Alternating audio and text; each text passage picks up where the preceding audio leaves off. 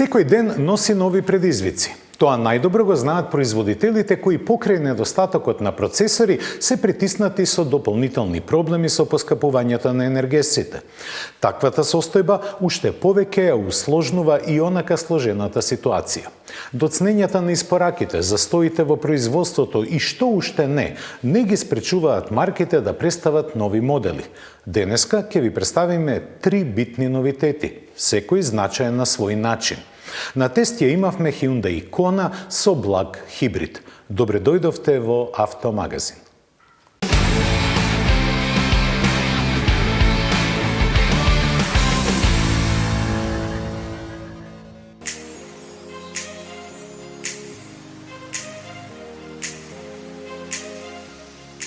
Иако уште се и најати, снегот неминовно ги напушта нашите меридијани, но на северот на Европа го има во изобилие, што им користи на производителите на возила да ги извршат последните тестирања за новитетите што ги подготвуваат. Ауди за тоа има полигон во Шведска кој на околу 9000 хектари располага со дури 82 километри разни патеки на кои може да се вози. Оттаму доаѓаат и снимките на кои се забележува освежениот e-tron кој ќе биде лансиран набргу.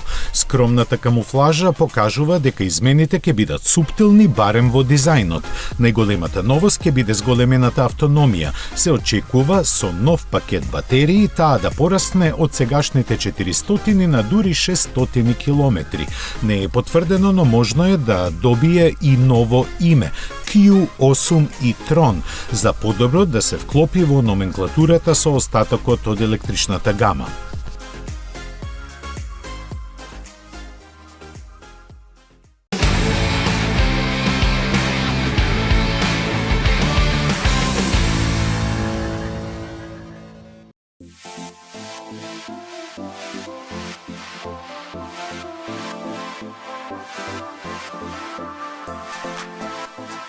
Групата BMW стана побогата за уште едно звучно име. Прочуената Алпина се придружи на големото семејство под капата на баварската компанија. Без да ги прецизираа деталите за финансискиот аранжман, двете страни објавија заедничко соопштение во кое се вели дека славното тюнерско име преминува во рацете на BMW, но само како марка.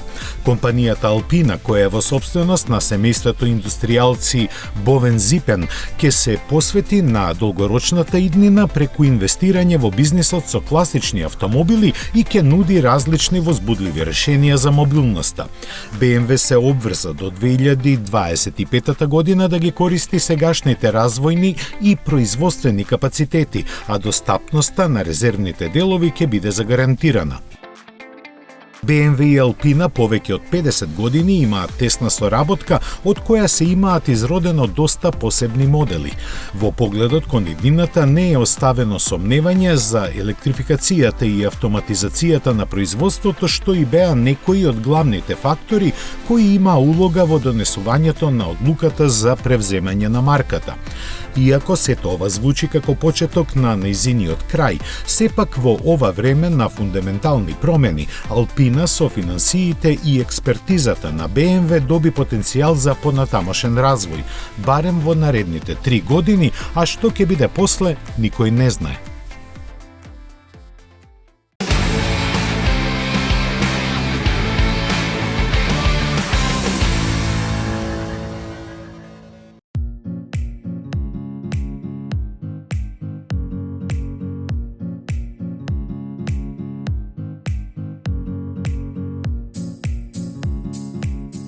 За човековата фантазија нема лимити, посебно кога ентузијазмот е движечката сила на идеите. Доказ за тоа е ова необично 3-во-1 возило креирано од стартапот Zeltini од Латвија. Наречен Z Triton наменет е за авантуристите кои сакаат да патуваат на свој начин. Примарно може да се класифицира како велосипед, но е повеќе од тоа. Неконвенционалниот изглед покажува дека задниот дел е претворен во кампер во чија миниатурна кабина може да се преноќи. Опремена е со аудио систем, USB поврзување, склоплива куинска маса, па дури и со вазна за цвеќе. На покривот се монтирани соларни панели, чија струја се користи за малиот електромотор од половина киловат, кој, освен што помага во возењата на нагорнини, го задвижува и кога плови. Затоа на Z Triton со неколку потега се монтираат странични елементи за стабилизација, после што авантурата може да продолжи. Неговите творци тврдат дека батериите се доволни за поминување 50 км по пат и 20 по вода, иако е малку тешко да се поверува во тоа. Сепак, дел од стандардната опрема вклучена во цената од 14.500 евра се и веслата.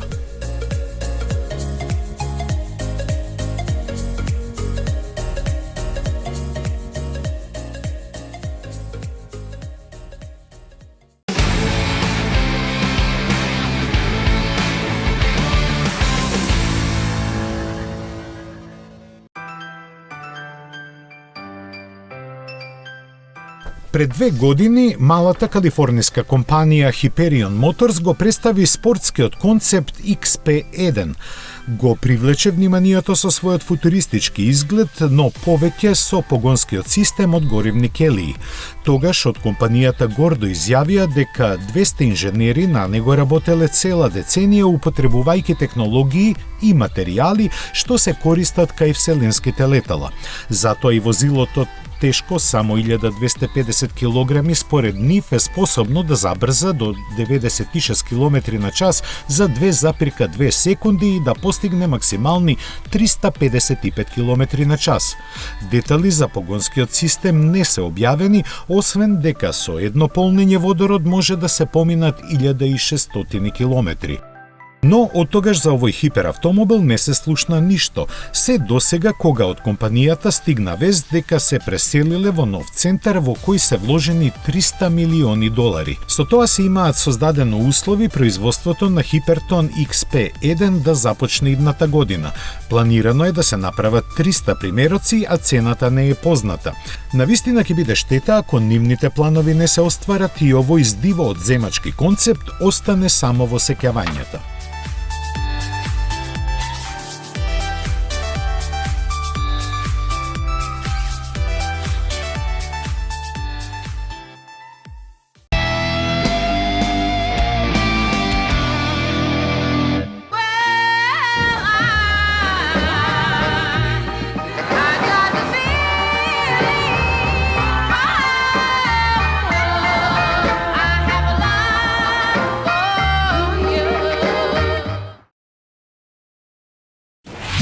Метрополис, број 1 радиомрежа.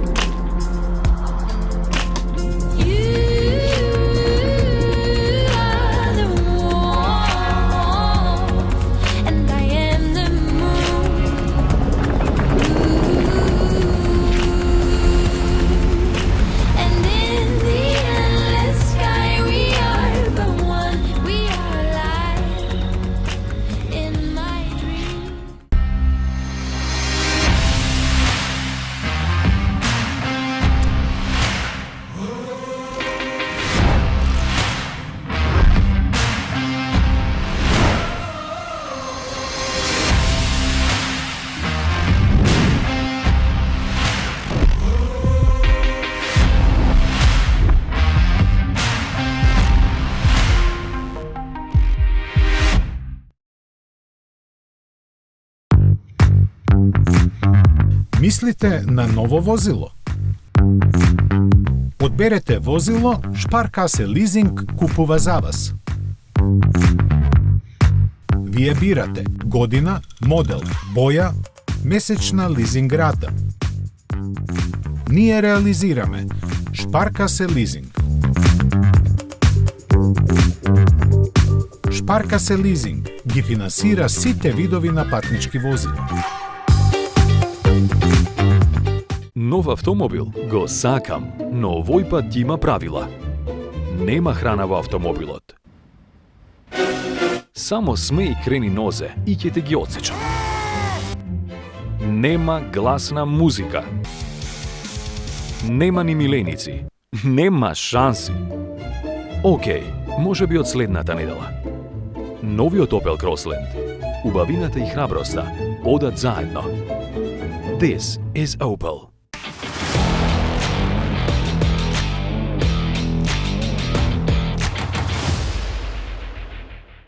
ID Buzz беше представен како концепт уште во 2017 година, а беа потребни повеќе од 4 лета додека да биде представен во сериска верзија. Наследникот на легендарното Були има ретро изглед и модернизиран е по последните стандарди. Тој веќе нема боксер мотор, кого го замени електричен. Така, Volkswagen ја проширува својата гама на модели со нулта емисија на издувни гасови.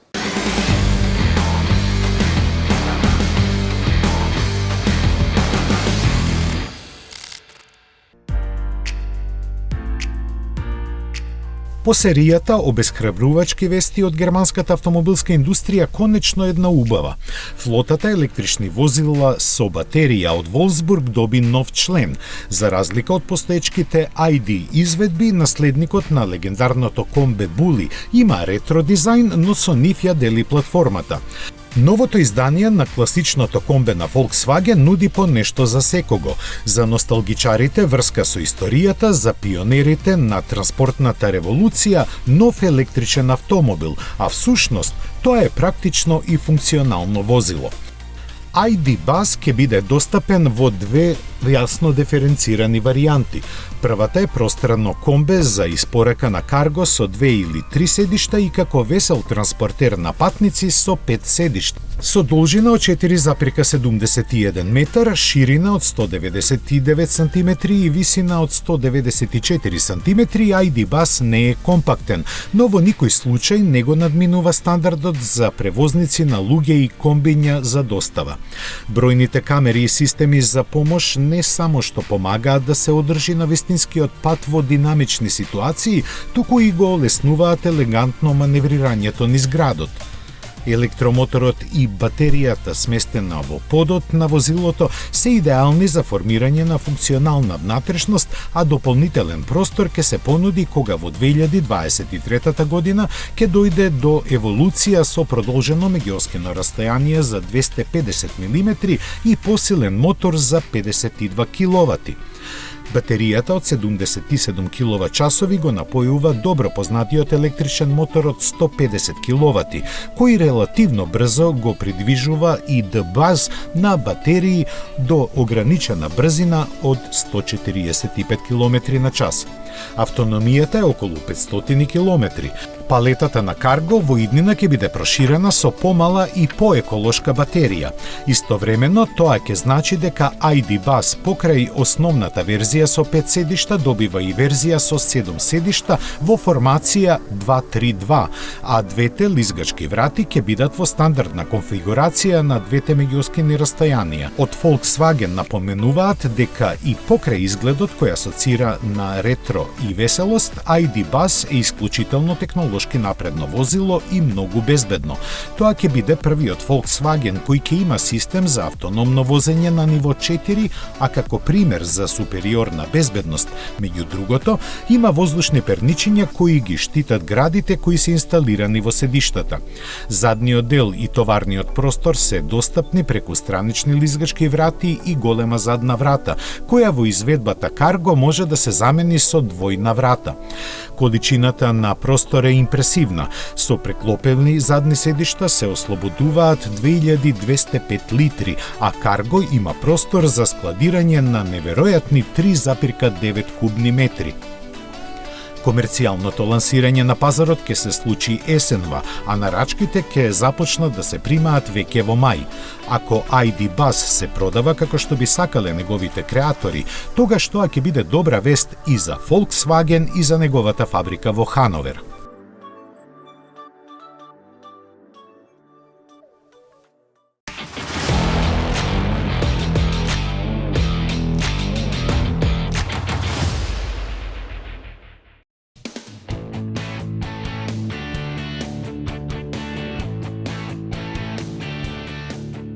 Согласно своите амбиции да стане расадник на хибридни технологии, Nissan го опреми новиот Qashqai со втората генерација на својата e-Power погонска група. Овој иновативен систем се разликува од другите решенија што марката ги нуди во Европа и во основа е изведен како сериски хибриден систем. Тоа значи дека возилото цело време се задвижува со електрична енергија, која кога ќе се испразнат батериите, ја произведува бензинскиот мотор без при тоа директно да ги задвижува тркалата. Тој е трицилиндричен 1,5 литарски со 156 конски сили и има променлив степен на компресија, што е постигнато со продолжување и скратување на одот на клиповите. Кога нема потреба од многу моќност, моторот работи со повисок степен на компресија, која овозможува поголема ефикасност. Во случај пак на оптоварување, кога е потребно поинтензивно производство на струја, степенот на компресија се намалува и моторот испорачува повеќе сила. Електромоторот има 188 конски сили, а капацитетот на батериите не е објавен. Испитувањата на Nissan велат дека во градско возење бензинскиот мотор работи само околу 30% од времето, што ги намалува емисиите. Според се уште нехомологираните податоци, Qashqai e-Power во просек троши 5,3 литри гориво на 100 км и испушта 119 грама јаглерод диоксид на километар. Опремен со систем за возење со една педала, со која се забрзува и забавува, додека сопирачките се користат само за запирање. Цената за сега не е позната, а се очекува испораките да стартуваат во текот на летото. Иако однадвор не изгледа воопшто ново и наликува на веќе добро познатите модели на овој бренд, Mazda CX-60 ги крие најголемите новитети под својата каросерија. Поставена е на целосно нова платформа со долгото име Sky Active Multi-Solution Scalable Architecture. Со други зборови, јасно е дека се работи за платформа која е лесна, но и прилагодлива на другите модели. Секако, најинтересниот податок за оваа платформа е фактот дека станува збор за погон на задните тркала и истата ќе биде употребена за идната лимузина Mazda 6.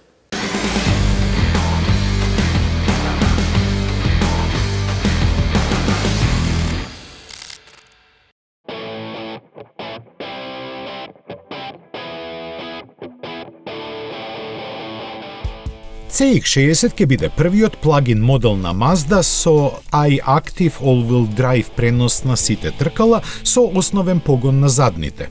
Плагин хибридната верзија ќе биде првата што ќе се појави на пазарот, а ќе користи комбинација од атмосферски 2,5 литарски бензински мотор и електромотор. Mazda наведува дека бензинскиот мотор обезбедува 189 конски сили и 261 Ньютон-метар, додека електромоторот има 136 конски сили и 250 Ньютон-метри вртежен момент. Во комбинација тие испорачуваат 328 конски сили и над 500 Ньютон-метри. Затоа не е чудо што фабричките податоци најавуваат забрзување до 100 км на час за само 5,8 секунди. Максималната брзина е ограничена на 200 км на час, додека на струја е ограничена на 140. Литиум-ионската батерија е релативно голема, со капацитет од 17,8 киловат-часови, а според најавата ќе обезбеди до 65 км електрично возење.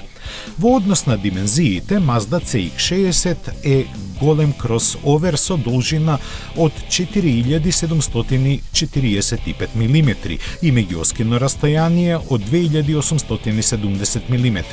Иако тежината е проблем на сите плагин хибридни погони, Mazda успеа да направи релативно лесна конструкција, па на вагата CX-60 е нешто помала од 2 тона.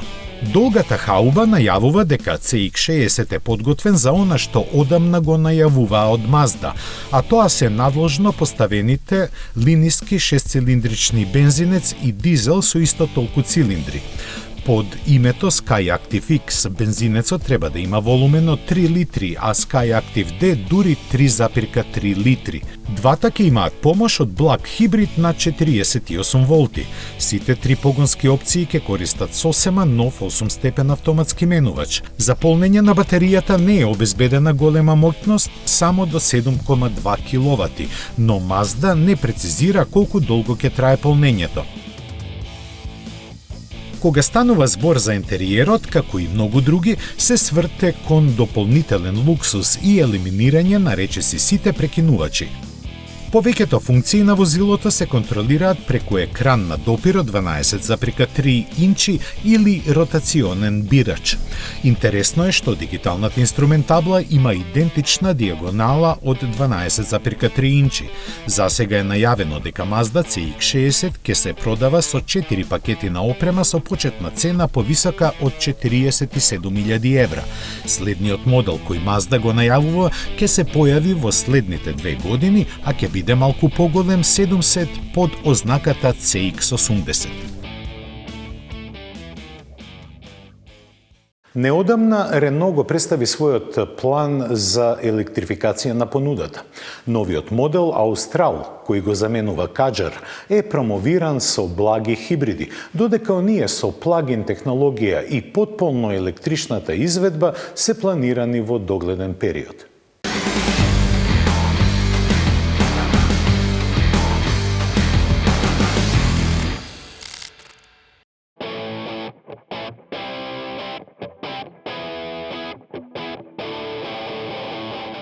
Најконкурентниот сегмент во автомобилската индустрија е популарниот сегмент C или средната ниска класа.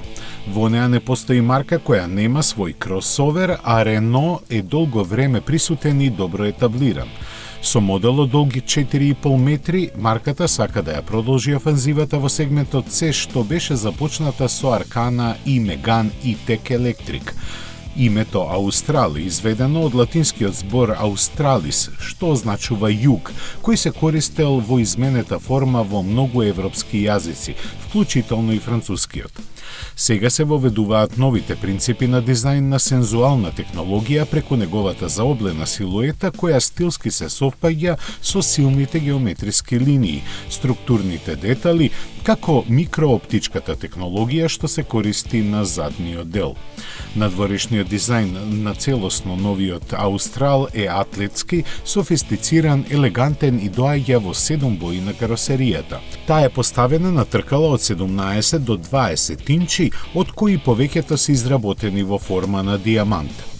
Високотехнолошкиот кокпит на целосно новиот Аустрал е изграден околу големиот Open Air екран, кој го комбинира дисплејот на инструментите на контролната табла од 12,3 инчи со вертикалниот мултимедијален екран од 12 инчи. Возачот може преку новиот 9,3 инчен head-up дисплеј да добие приказ на ветробранското стакло.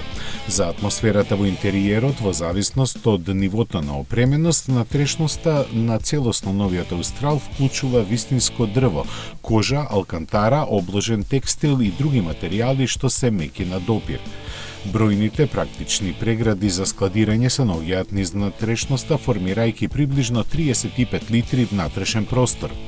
Дарежливиот багажник има капацитет од 500 литри кај лесните хибриди, а кај верзиите само со мотор на внатрешно согорување 75 повеќе, со соборување на задната клупа се отвора капацитет од 1525 литри. За прв пат во возилото на Рено, Аустрал доаѓа и во ексклузивна Esprit Alpine верзија за поспортски изглед. Подвозите на Аустрал доаѓа во две верзии.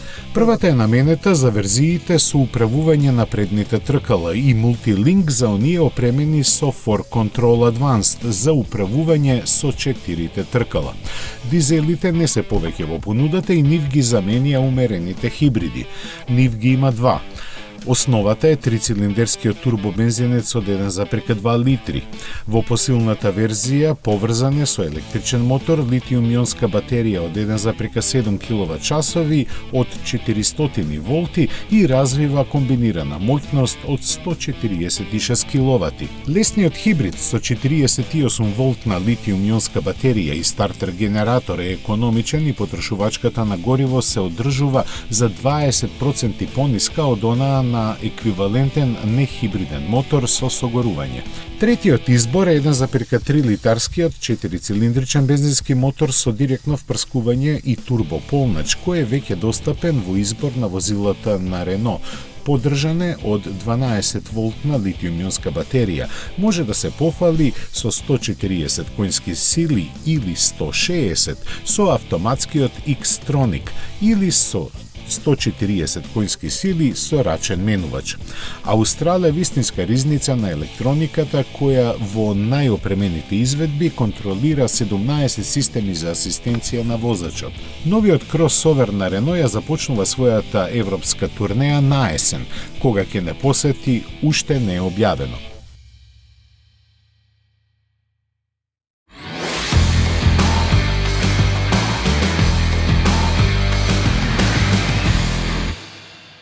Со рестайлингот на Ceed, Kia сакаше да ги потенцира новостите кои ги лансира минатата година. Пред се тоа е логото, новото лого кое зрачи со поголем оптимизам.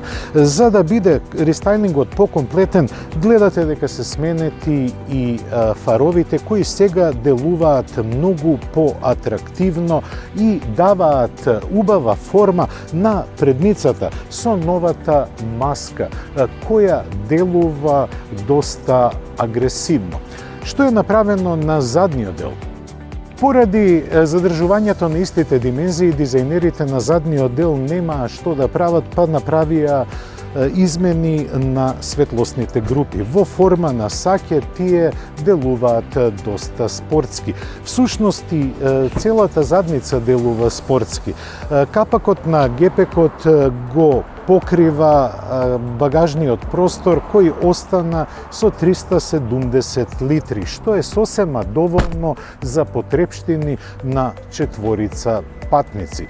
Како што реков, димензиите се задржани исти, а во внатрешноста има доволно простор да се сместите удобно. Амбиентот во предницата е задржан, но направени се неколку подобрувања што се однесува до софтверот и конективните технологии.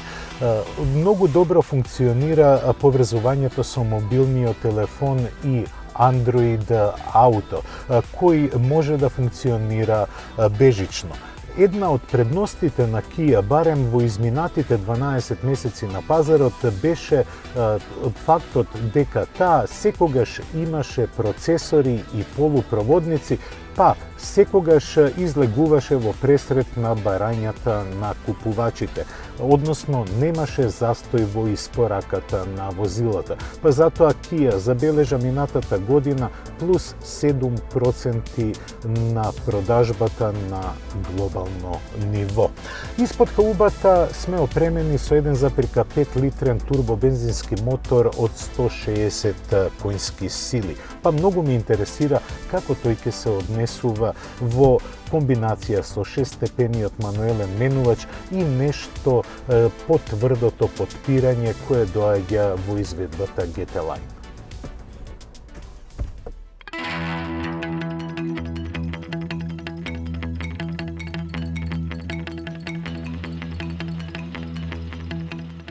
Околу моторизацијата Kia никогаш немала компромиси. За оваа прилика избран е 1,5 литрениот турбобензински мотор кој испорачува 160 коњи, благодарение на поинаквиот мапинг на работата на моторот, но и поинаквата работа на брегастите оски, со што се добива една многу поинаква перформанса која е подпомогната со турбополнач.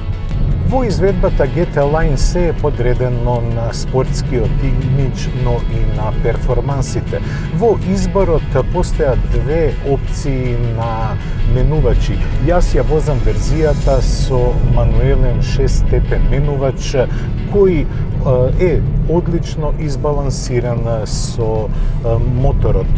Тој дозволува и латентно возење при повисоки преноси, но и дозволува цедење на моторот кога тоа го сака возачот.